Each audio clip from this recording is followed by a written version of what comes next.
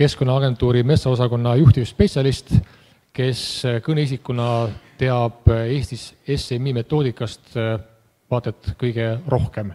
Nii et ole hea, tutvusta, mis numbrid sealt SMI mõõtmistest siis meil olemas on. Aitäh! Kõigepealt sellest, et see statistiline metsainventuur, see on valikuuring, mille hinnangud koostatakse proovitükkide alusel. Ja nüüd see on tõenäosuslik uuring, et kui need proovitükid kuskile paigutatakse, siis vastavalt sellele, kui palju mingeid proovitükke mingisse või maakategooriasse satub, siis ka sellise tõenäoliselt samasugune protsent esineb ka seda kogu Eesti peale. Ja veel täpsustaks veel, et nendel kõikidel hinnangutel arvutatakse ka veapiirid, et see ei ole mitte tegemist absoluutarvudega, vaid need on hinnangud ja üldiselt on hinnangud tehtud selliselt, et me saaksime metsapindala 1% täpsusega vähemalt kätte, et see ei oleks sellest suurem ja tagavara hinnang oleks meil kuni 5% täpsusega, et ei oleks see veaprotsent suurem. Ja kui me neid proovitükki seal metsas mõõdame, või mitte metsas, igal pool mõõdame, siis nende alusel on pandud alati ka kirja, et mis on sellel proovitükil see konkreetne maakategooria ja siin on siis näha, et erinevad maakategooriad, kuhu on satutud ja nende alusel on antud ka välja pindalad, et kui suur hulk siis mingit kõlvikuliiki on. Ja loomulikult esimene küsimus on kohe, et aga selle alusel, kui suur on siis meil Eesti metsamaa protsent. Ja siis on jälle aluseks, selleks 100% on kasutatud erinevaid pindalasid ja siin ma tõin need mõlemad välja, et Eesti maismaa pindala on 45 339 ruutkilomeetrit ja kui see võtta 100%, siis on meil metsamaad kokku 51,4% ja kui me jätame Suurjärved välja, see on siis Võrtsjärv, Peipsijärv ja sellega koos olevad Lämmi ja Pihkvajärv, et siis sellisel juhul on meil metsasuse protsent 53,6. Ja siin juhin tähelepanu selle termine metsamaa, et me ei räägi mitte metsast, vaid metsamaast. Metsamaa on see ala, mida Eestis kasutatakse metsa kasvatamiseks. Ja see lähenemine on üldiselt enamuses riikides, et need kõlvikud jaotatakse ära maakasutuse eesmärgi alusel. Ja et ka meil, kui meil on metsamaa, et me võime öelda, et mingis osas, kus meil ju eesmärgiks ei ole ikkagi see metsakasvatus, siis me ei ole andnud sellele ka mingit muud eesmärki ja sinna on siis looduslikult tulnud. Samuti on metsa kasvatamisel eesmärk näiteks metsakaitse, mitte ainult puiduvaru saamine. Nii et metsal on väga palju funktsioone ja kõiki nende, mida seal kasutatakse, üldine termin on metsamaa. Kui me vaatame, et kuidas meil kõlvikud jagunevad omandivormide vahel, et kui kõik maakategooriad kokku, siis RMK on antud hallata siin 1,4 miljonit, muud riigimaad on siin peaaegu 500 miljonit ja suurem osa, üle poole, on siis jagunenud eraomandist juriidiliste ja füüsiliste isikute vahel. See on nüüd kõik need maakategooriad kokku. Kui me räägime aga metsamaast, siis 47% on RMK hallata ja muu riigimaa on siin 4%, need RMK ja muu riigimaa nad kokku siis kogu riigi metsamaa, mis moodustab 51%. Nii et täna on meil, õigemini eelmise aasta seisuga, on meil üle poole metsamaast riigi hallata.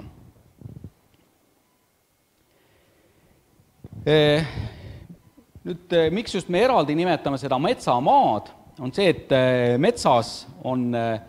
metsa peetakse arenguklassides arvestust ja nüüd on selline osa, et kui me näiteks teeme mingi raie, siis mingi aeg see ala on, kõigepealt on ta lageala, siis hakkab sinna tekkima juba uus metsapõlvkond, aga ta ei ole veel see põlvkond nii piisavalt suur, et seda võiks juba lugeda uuenenuks. Ja seda osas nimetatakse metsata metsamaad. Muidugi jah, siin on diskussioon ka selle üle, et kas see termin on kõige õigem, just see metsata metsamaa, aga see on juba aastakümneid vanu termin ja nii palju, kui mina olen inimestega suhelnud, siis on öeldud, et ärge neid termineid nii-öelda väga tihti muutke, et seetõttu ongi, et teda võiks muidu nimetada, et ta on puistuta metsamaa, aga jääme sama termini juurde, siis teame vähemalt, millest me räägime.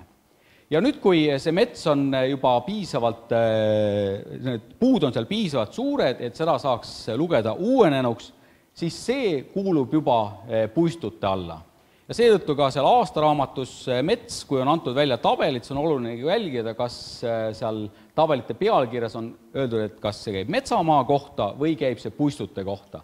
Sest puistud on lihtsalt juba need, kus juba puud kasvavad peal ja see uuenemise piir on siin sellepärast ka oluline, et kuigi seal võib olla istutatud, siis metsamajandaja jaoks on nagu oluline, et kui nüüd on ta loetakse uuenenuks, siis ei pea sellele nii-öelda enam rõhku pöörama, et et nüüd ta saab juba ise kasvada, aga seni, kuni ta on veel selguseta ala, siis peab ikka veel käima vaatamas, kas ta on ikkagi uuenenud. Ja sellest tulenevalt siis jaotakse ka nendest nagu kaheks.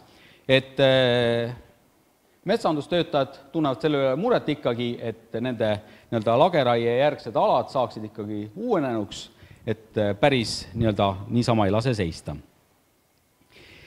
Ja kui me vaatame neid arenguklasse nüüd haldajate alusel, nüüd vaatame ainult need RMK ja siis teised, et neid kõiki nii-öelda liiga detailseks ei hakka selle jaotusega minema. Näeme, et RMK-l kasutuses hallata metsades on 28% on küpsed metsad ja teiste hallatates on 26%.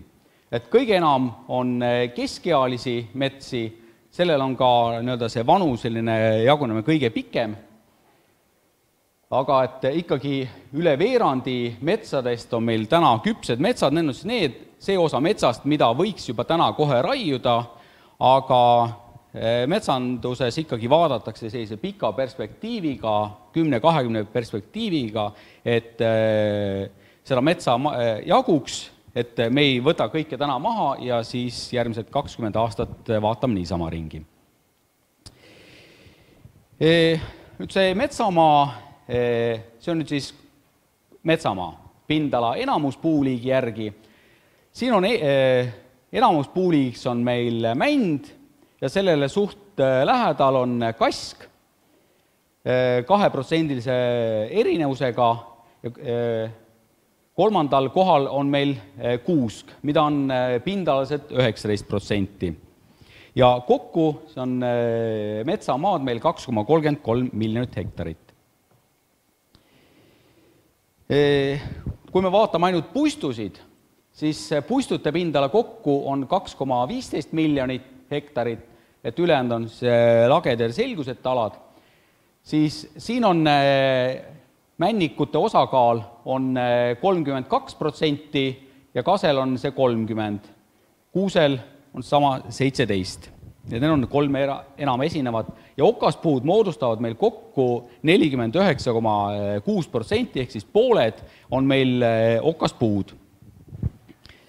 Aga võrdluseks lihtsalt see, et Eestis on üldse kasvab looduslikult 4 okaspuud, ülejäänud on kõik lehtpuud, nii et seetõttu nii-öelda erinevate liikide vahel on see väga nii-öelda väikeste pindalade jagunenud. Ja muidugi jah, nendest 4-st 2 on üldse suhteliselt põõsad, jugapuu ja kadakas, et sealt nagu sellised väga metsamaterjali ei saagi.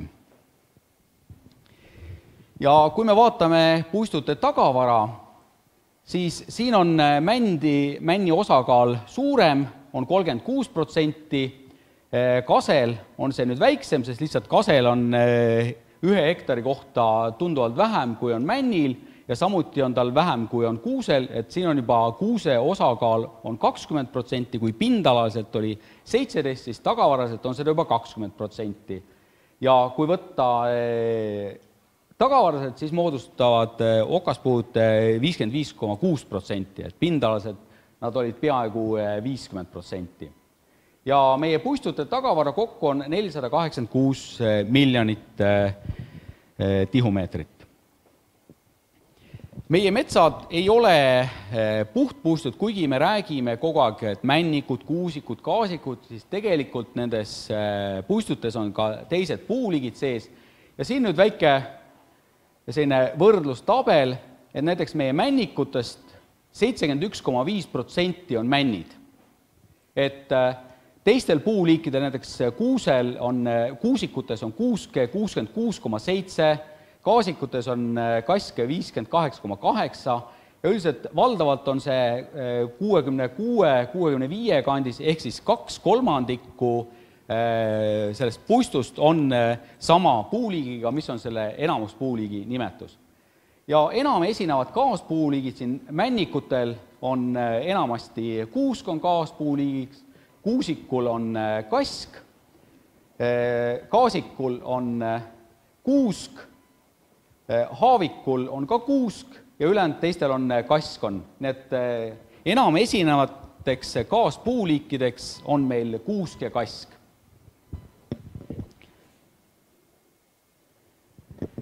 Ja kui nüüd vaadata puuliikide konkreetselt sedasama, et kui palju on meil konkreetselt puuliiki, siis kuna kuusk on küll tagavaraselt oli teda 20%, aga kuna ta on üks enam esinevaid kaaspuuliike, siis kuuskede enda osakaal on 26%. Ja männikute osa on kõigest 29%, kui männi oma on 29%, aga männikutel oli 36%. Nii et seega tegelikult on meil kuuske tunduvalt rohkem, kui me vaatame ainult seda tabelit, mis on männikute tagavara.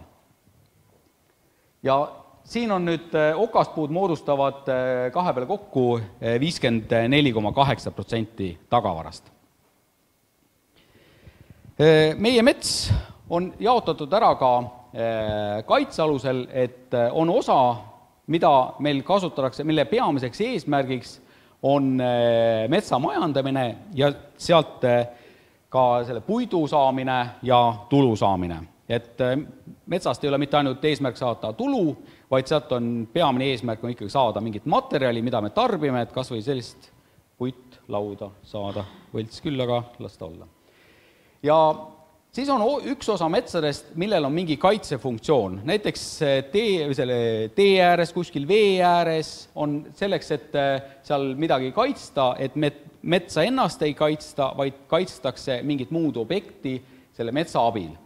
Ja sellel metsal on siis lubatud ka teatavad tegevused, aga need on teatavate piirangutega. Nii et seda osa nimetatakse majanduspiiranguga metsadeks ja selliste metsade osakaal on meil 13%. Ja üks osa on metsast see, kus on eesmärk kaitsta metsa ennast. Et näiteks meil on mingid haruldased kooslused, mida on vaja kaitsta ja selleks, et meie liigiline mitmekesisus säiliks. Ja see on nüüd kokku meil 13,1%. Et see on viimastel aastatel tõusnud, sest lihtsalt on leitud järjest enam objekte, mida võiks kaitse alla võtta. Ja valdav osa nendest rangelt kaitstavatest metsadest on meil RMK metsadest ja selle tulemusena, et kui meil kõikidest metsadest kokku on 13,1%, siis RMK-l on 25,3% juba range kaitse all. Ja kaitstavate metsade, see on siis need kaks kokku, on 25,6%, RMK-l metsades on see 38,5%.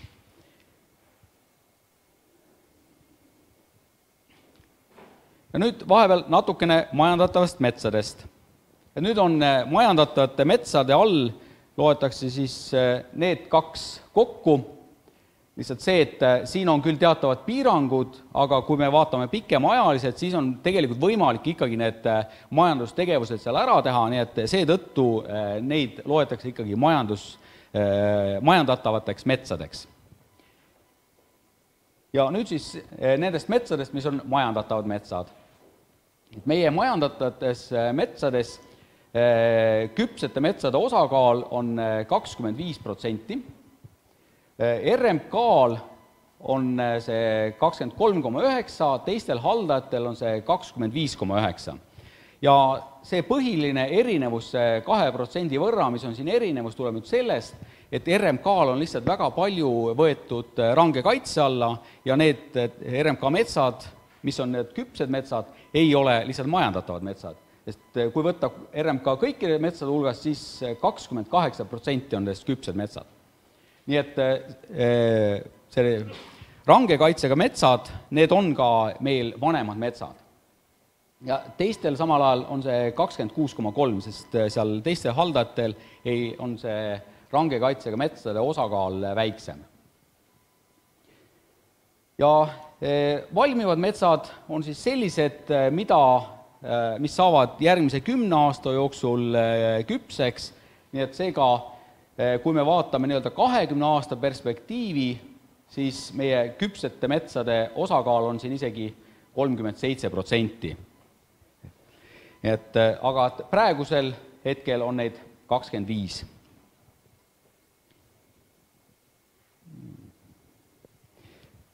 Kui me vaatame puistute pindala, siis siin on mänd on tegelikult juba läinud teisele kohale, esimesel kohal on kask 31%-ga lihtsalt sellepärast, et männikud on rohkem võetud ka range kaitse alla.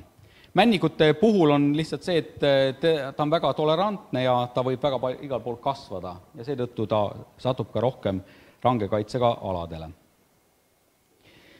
Ja kui me vaatame võrdlevalt, et kuna me oleme andnud näiteks aastaraamatus iga 5 aasta tagant seisu välja, et mis on meil need metsade tagavarad ja pindalad, siis ma võtsin lihtsalt siin enam-vähem 10-aastase tagusseisu, et võrdlen 2005. aastaga ja nüüd 2017, siis RMK puistutes on männikute pindala tõusnud, kuusikute pindala on tõusnud, kaasikute pindal on vähenenud, teiste puhul on juba selline, et see valim ise on niivõrd väikseks jäänud, et siin tegelikult sellest vahet ei saa enam välja tuua, et see on juba pigem võib olla statistiline viga, mis seal esineb. Aga et RMK metsades võib öelda, et okaspuu osakaal on tõusnud ja okaspuid kokku on 61,7%.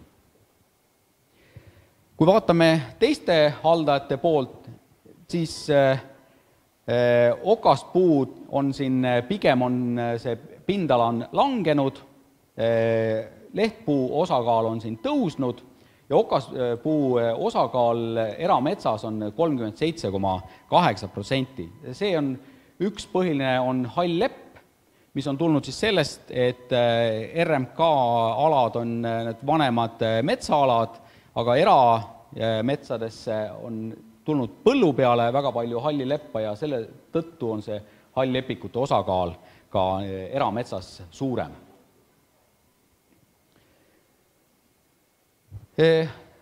Tagavara. Kogu tagavara on 413 miljonit tihumeetrit ja esikohal tagavaraliselt on mänd, et kui pindalaliselt oli juba kask, esikohal siis, kuna männikute tagavara on hektari kohta suurem, siis männi osakaal on ka siin suurem. Ja okaspuud jälle moodustavad ikkagi üle poole tagavarast. RMK puistute tagavarad on tõusnud, et kui enne pindalad olid vähem tõusnud, siis kuna hektari tagavarad on tõusnud, siis sellest tulenevalt on ka tagavarad need tunduvalt suuremad. Ja teiste haldajate poolest on see, et pindala oli küll langenud, aga tagavara, kuna hektari tagavarad on tõusnud, kuna metsad on ka, saavad vanemaks just need, mis on põllu peale tekkinud, need metsad on viljakama ja seetõttu ka sama vanuselised puistud on kõrgema hektari tagavaraga, siis tagavara poolest on siiski männi suurenenud, kuusel on see vähenenud, kasel on see suurenenud. nii et okaspuu osa, tagavara osas teiste haldajate puhul võib öelda, et okaspuud on jäänud enam-vähem samaks. Mis teeb meie metsade sellise majandamise natukene keerukaks, on meie metsade ebaühtlane vanuseline jagunemine. Et kui me vaatame puistute vanusest jagunemist, siin on 20-aastaste klassidega, et näiteks männikul on kõige enam esineb vanusevahemikus 61–80 aastat, et kui männikute küpsusvanus algab siit 90 aastast, siis need on varsti saamas küpseks ja need on nii männikutel kui kaasikutel on just tulnud juurde nende 60-tel, 70-tel uuendatud põllumaade arvelt. Ja kuna sel ajal uuendati umbes 500 000 selle paarikümne aasta jooksul, et see metsade osakaal tõusis, metsamaa osakaal tõusis väga palju kogu pindalast, siis meil lihtsalt ongi selline vanuse vahemik, kus meil on väga palju neid puistusid. Õnneks kuusel on see vanuseline jagunemine ühtlasem ja teised, mis on niigi harva esinevad liigid, nende pindala on ka siin väiksem või nad on ka ühtlasemad.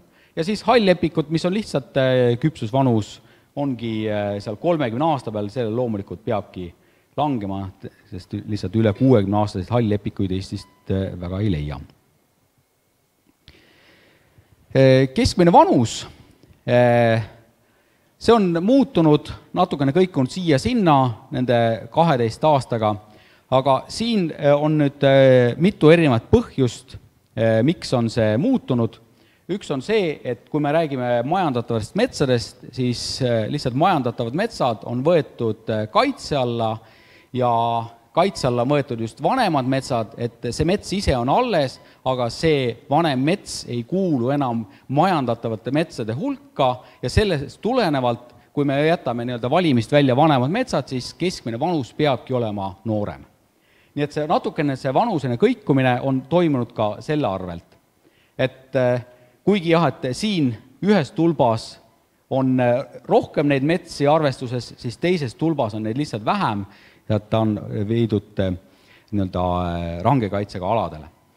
Ja nüüd teine, mis on meie metsade vanuse puhul nagu oluline, et enamasti on see keskmine vanus 70% küpsusvanusest. Et mis tähendabki seda, et meie metsade keskmine vanus ongi ligilähedane suhteliselt sinna raie vanusele, et me ei saagi väga palju seda vanust suuremaks enam viia, seda ainult juhul, kui me tõesti loobume puidu kasutamisest Eestis. Tagavara juurdekasv.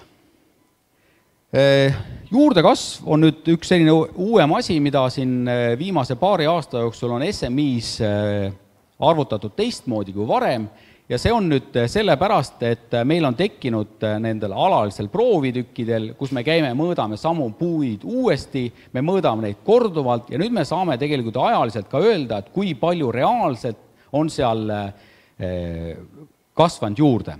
Et kui siin on ka küsitud, toodud ajakirjandusest välja mõningad küsimused, aga kas need vanad kasvukäigutabelid siis tõesti ei sobi, siis vastus on, et loomulikult jah, sellepärast, et need vanad kasvukäigutabelid on tehtud metsamaa arvestusega, aga meil on ikkagi siin viimase poole sajandiga 500 000 pandud metsa uuendatud põllumaale, põllumaa on viljakam ja loomulikult seal see enam ei kehti ja sellepärast ongi hästi oluline, et me omade nende proovitükkide alusel hindame ka seda juurdekasvu.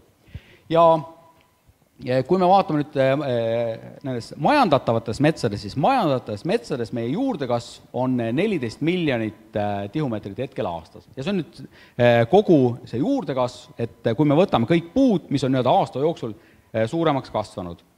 Aga samuti toimub ka selline protsess nagu suremine ja majandatavates metsades umbes 1,8 miljonit tihumeetrit sureb aastas.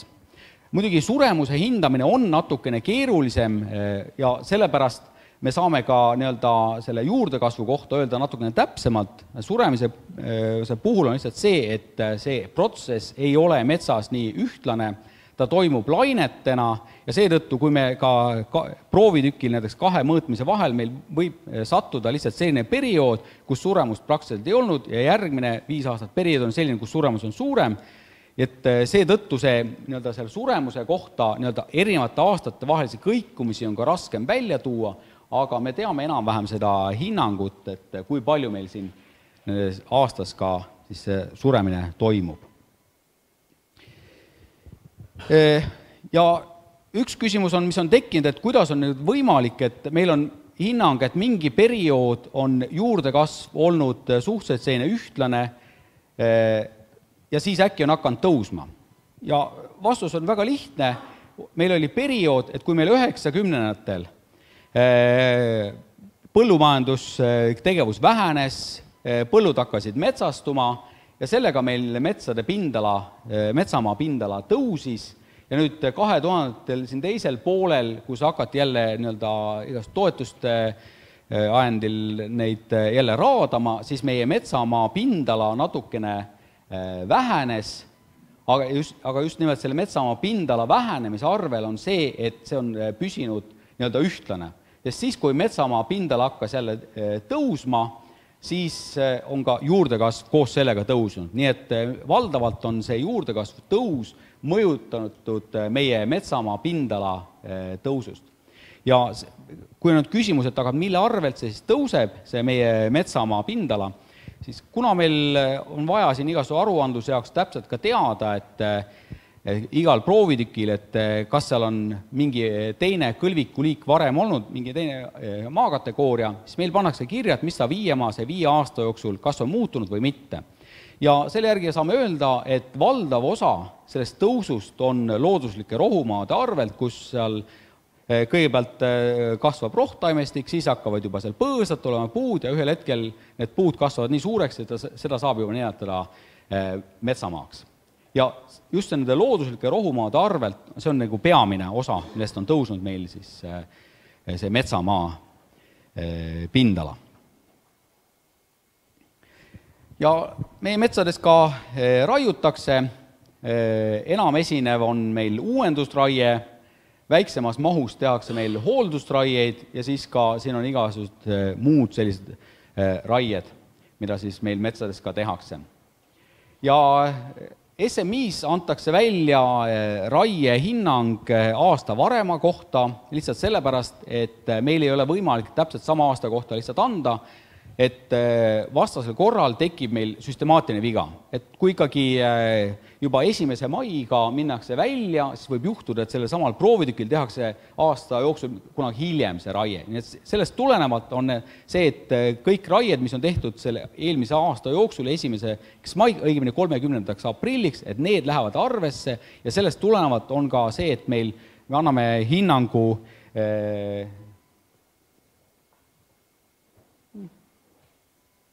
mis ta siin nüüd? Et me anname hinnangu aasta varasema kohta. Ja 2016. aastal raiuti SMI andmetel 10,74 miljonit tihumeetrit, sellest 0,73 miljonit oli siis surnud puude raie. Enam-vähem pool sellest surnud puude raiest tehakse sanitaarraietega, kus eesmärk ongi just see surnud puidu raiumine. Ja RMK raiemaht oli 4,26 miljonit, teistel oli 6,48 miljonit tihumeetrit. Nii, nüüd vaatame ka natukene, mis meil seal rangelt kaitstavates metsades toimub.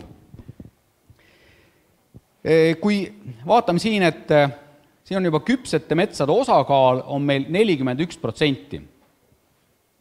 Ja kokku see pindala on 124 000 hektarit, siis võrdluseks, et kui näiteks aastal 1983 anti välja metsafondi aruanne, siis tol korral selle aruannete alusel öeldi, et küpsete metsade, kõikide metsade küpsete metsade pindala on, see oli 120 000 hektarit.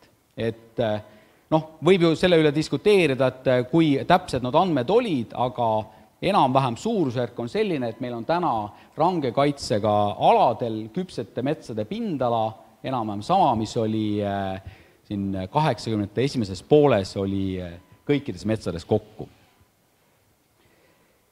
Ja üle 50% on valmivad ja küpsed metsad, mis näitab seda, et meil on just kaitse alla võetud sellised vanemad metsad, mis on ka loodusväärtuslikumad. Ja kui me vaatame korra siin kõikide küpsete metsade jagunemist või puistute jagunemist, siis kui siin 49% majandatavatest metsadest on kuulunud teiste haldajatele, siis RMK-l on 31% majandatavad metsi ja 20% on küpsetest metsadest majandatavad, tähendab range kaitsega metsad. Nii et kui meil kogu see range kaitsega alade protsent oli 13,1, siis küpsete metsade osas on see 20%. Ja kui ma rääkisin juba, et see keskmine vanus majandatavas metsades on just ka langenud selle tulemusena, et meil lihtsalt need küpsed metsad on võetud range kaitse alla. Puistute pindala. Kõige rohkem on range kaitsega aladel männikuid. Ja lihtsalt mänd on nii tolerantne, et ta on võimeline kasvama kuskil Nõmme liivadel, samuti on rabas ja tal ei olegi seal teisi puulikke konkurente ja kuna meil kaitse alla on ikkagi võetud selliseid erinevaid kooslusi, et kaitsta just erinevaid selliseid metsakooslusi, siis mänd lihtsalt satubki kõige rohkematele aladele. Et teised puuliigid ikkagi jagavad suhteliselt sellist viljakamad, kitsamad piirkonda metsa ökosüsteemist ja selle tulemus on see mänd on. Aga okaspuid on seal kokku 63% nendest, mis on range kaitse alla võetud. Puistute tagavara, siin on samuti range kaitse all on okaspuud on ikkagi domineerivad, siin peaaegu 2/3 tagavarast on okaspuud.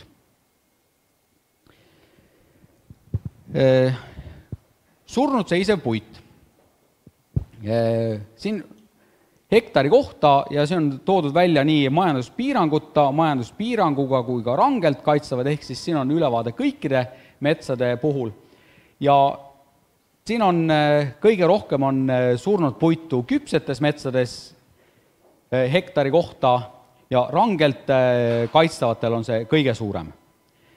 Siin muidugi lagedatel aladel paistab, et on majanduspiiranguga metsadel see surnud puidu osakaal väga suur, aga lihtsalt neid proovitükke on niivõrd vähe ja seal on lihtsalt see hinnangu viga on suurem.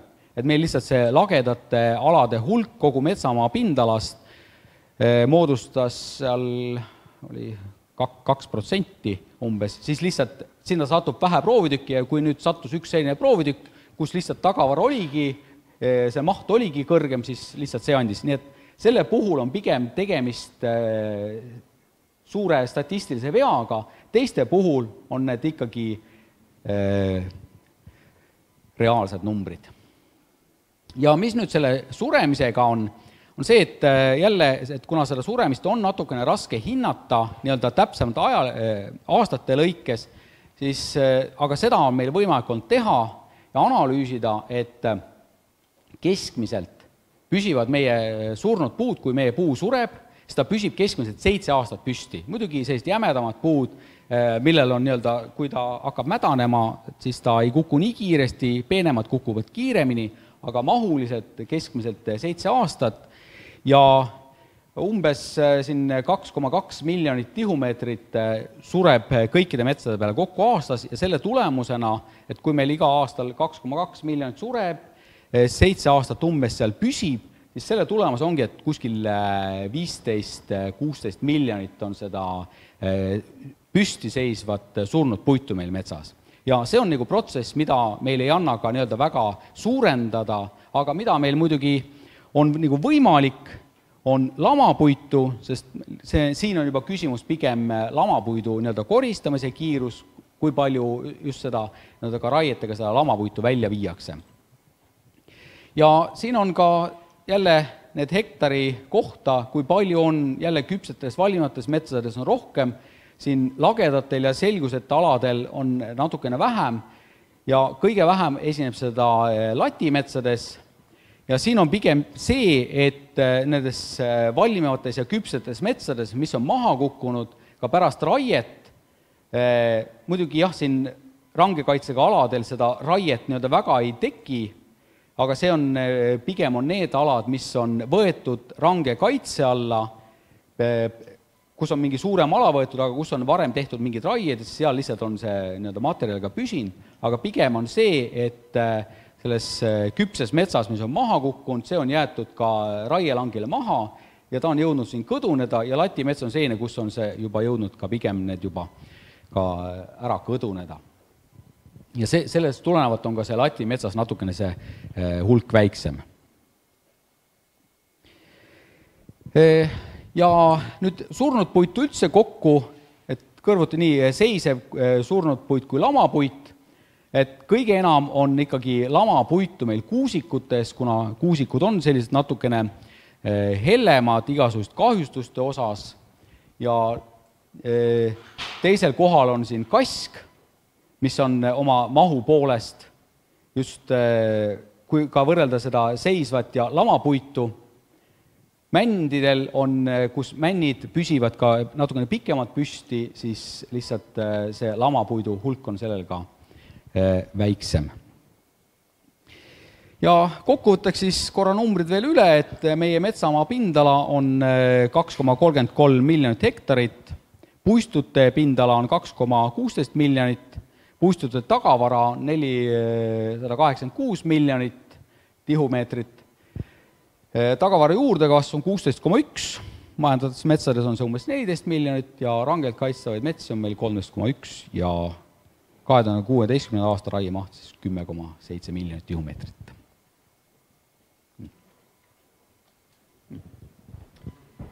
Suured tänud, nagu te aru saite, siis tegelikult võib see SMI minna väga detailidesse ja mõnel võib-olla läks pilt paremaks, aga võib-olla teistel segasemaks, et nii palju erinevaid mõisteid ja erinevaid graafikuid, et milline siis see õige number on. Kas oskad öelda nüüd ka niimoodi peast või lõpetuseks, et palju siis mida on, kui võtta kõige üldisemalt, kui inimesed räägivad tänaval, et meil on metsa nii või naa palju, siis mida talle vastata, me ei saa ju lõpuks väga detailidesse minna, mis see üldine kokkuvõte võib olla? Et meie metsad, me oleme sellises kliimavöötmes, kus metsad kasvavad siis, kui inimene vahel ei sekku, nii et metsad kindlasti kasvavad meile edasi ja seda ohtu meil ei ole, et meie metsad otsa saavad.